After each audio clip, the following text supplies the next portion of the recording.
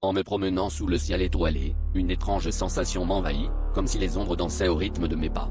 Ce n'était pas ma première randonnée nocturne, mais quelque chose d'indéfinissable planait dans l'air ce soir-là.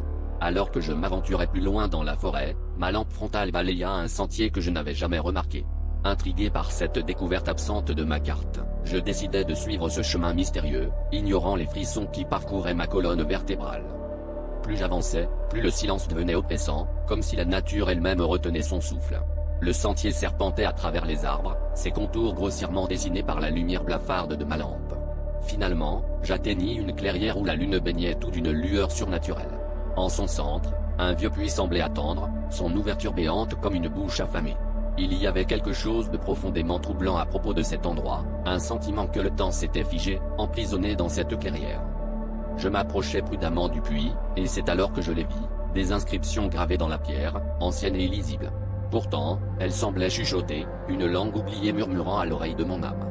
Soudain, un souffle glacé s'éleva du puits, me figeant sur place. Était-ce le vent ou quelque chose de bien plus sinistre? Mon cœur battait à tout rompre alors que je réalisais que je n'étais pas seul.